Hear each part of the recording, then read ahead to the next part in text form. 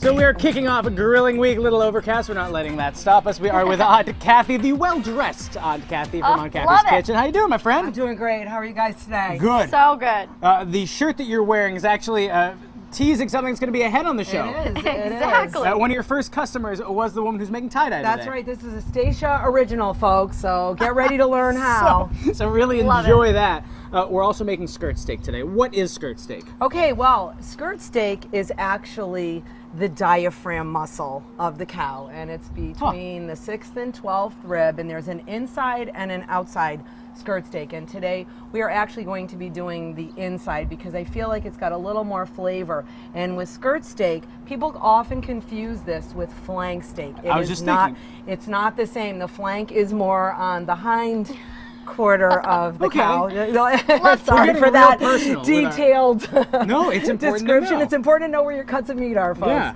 So this is the inside skirt, and again, skirt steak could be a little tough, but it's known to be very flavorful. And so what we're going to do is I have two pieces here. What I've done, it's a very long piece of meat, and I've cut it in half, and you're going to see a little bit of the silver skin on there. And what I've done is I've tried to trim some of that off for us.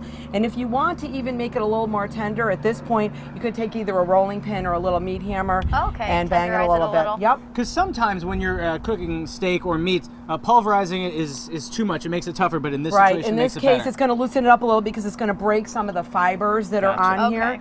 So we're also going to serve this. This is kind of a traditional dish. It's skirt steak with a homemade chimichurri sauce. Ooh. And so what I am going to do is, while we're making our chimichurri sauce, I am just going to put this. This is a little bit of marinade, and feel free to use a little bit of oil, or you can use bottled dressing, anything that you like, just so the steak won't stick to the grill. You also want to make sure that your meat is dry. Anything that has any water on it, when you say, "Oh my God, it's stuck to the grill," that's exactly why. Yep, it's because you never knew that. Yep, that's a little good. But if you trick. pat it with oil or something like that, that's okay. It's the water oil, because the specific. oil is not going to stick because your grill is going to be on high, and that's what you're going to do. You're going to put your grill on high, and then while we're going to throw this right on the grill. This literally will just take a couple minutes. And nothing's needed on it. Nope. Just a little olive oil, balsamic that you got going on there. And then if you want to, you can do a little bit of salt and pepper, just like that. So now we're going to make this awesome chimichurri sauce. Ooh, that's louder than expected. And this is really, really simple. There's many versions of this, but this is a quick, easy one that anybody could whip up at home. This is a cup and a half of fresh parsley. Most recipes call for just parsley. I actually like to do a little bit of a mix of fresh parsley and about a half a cup of fresh oregano. Wow, but this, herbs pack such a nutritional punch. So you have so many here. Yep, and then we're going to do about 2/3 cup of extra virgin olive oil. People say sometimes the extra virgin is a little bit too flavorful for this. So what I would recommend is maybe even doing half canola, half extra virgin. That's another thing that you can do. We're going to do a little bit of fresh garlic. I like this. A little bit of lemon juice.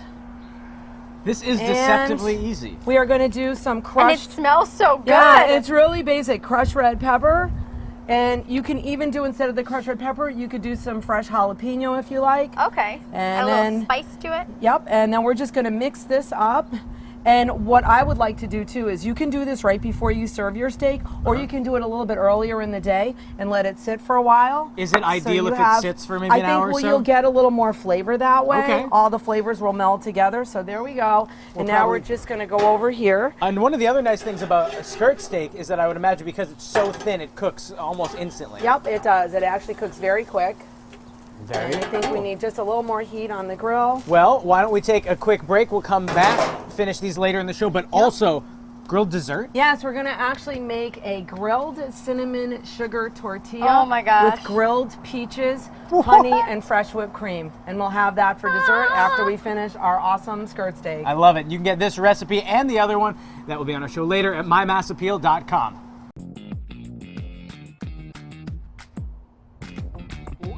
We're back with the one and the only Aunt Cathie from Aunt Cathie's Kitchen. I stuttered a little bit because of that steak. It is so delicious. We tried some earlier. So good. In case you missed it, how do we make the skirt steak from earlier? What we did was we just took the skirt steak and we brushed a little of our oil and vinegar marinade We put it on the grill, and we made a nice homemade chimichurri sauce, and I just cut up a couple of flour tortillas, and this is how I would serve it on the dinner table. It was absolutely delicious.